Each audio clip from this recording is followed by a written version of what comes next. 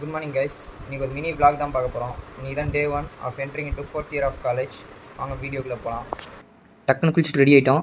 கையை மட்டும் இப்படி மடிச்சு விட்டு கொஞ்சம் சென்ட்டை மட்டும் லைட்டாக பிஸ்குன்னு அடிச்சுட்டு அப்படியே நம்மளுக்கு தேவையான பொருள்லாம் எடுத்து வச்சுருவோம். பஸ்ஸில் பாட்டு கேட்குறதுக்கு ஒரு ஹெட்செட்டு, அதுக்கப்புறம் கிளாஸில் காற்று வரதுக்கு ஒரு ஃபேனு, அதுக்கப்புறம் நம்ம தலைமுடி சீவறதுக்கு ஒரு சீப்பு, அதுக்கப்புறம் என்னது டைம் பார்த்துக்கிட்டே இருக்கிறதுக்கு ஒரு வாட்ச். அவ்வளோதான்.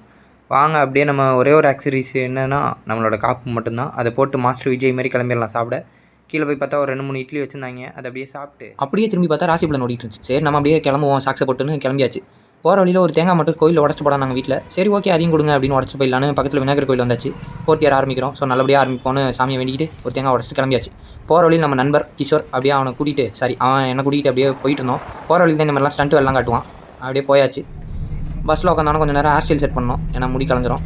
அது பார்த்துட்டு அப்படியே கொஞ்சம் நேரம் வேடிக்கை பார்த்துட்டு யோசிக்க ஆரம்பித்தேன். வாழ்க்கையில் என்ன தான் செய்ய போகிறோம், என்ன ஆக போகிறோம் அப்படின்னு யோசிச்சுட்டே இருந்தேன். அதுக்குள்ளே காலேஜே வந்துருச்சு.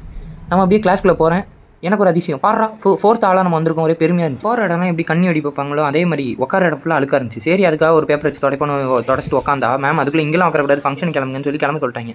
சரி அப்படியே கிளம்புவோன்னு நடந்து போயிட்டு இருக்கேன். என் ஃப்ரெண்டு இவ்வளோ வெயில் நடக்கணுமாடான்னு கேட்டுட்டு இருந்தான். சரி அதுக்காக தாண்டா ஒரு சஸ்பென்ஸாக ஒன்று வச்சிருக்கேன் பேக்லன்னு சொல்லி காட்டுறேன். இதாண்டா நம்ம ஆயுதம் அப்படின்னு காட்டினோன்னே சரி வா இதில் போகலாம் அப்படின்னு போயிட்டு இருக்கோம்.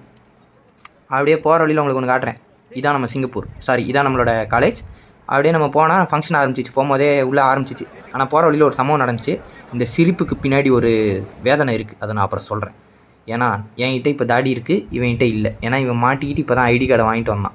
இப்போ என் ஐடி கார்டு மட்டும் தான் சார்கிட்ட மாட்டிகிட்டு இருக்குது. நான் எப்படியா உண்மையை சொல்லி வாங்கிட்டு வரணும் சார், 1 வீக் மட்டும் பர்மிஷன் தாங்க, ஒரே ஒரு ஷூட்டிங் மட்டும் இருக்குது, அதை மட்டும் முடிச்சிடுறேன் சார் அப்படின்னு எப்படியாச்சும் வாங்கிடணும். அதனால தான் என் மூஞ்சி இப்போ ஒரே சோகமாக இருக்குது. எப்படியாச்சும் இந்த வீடியோக்கு லைக் போட்டு நான் உங்களை அடுத்த வீடியோவில் பார்க்குறேன். பாய்.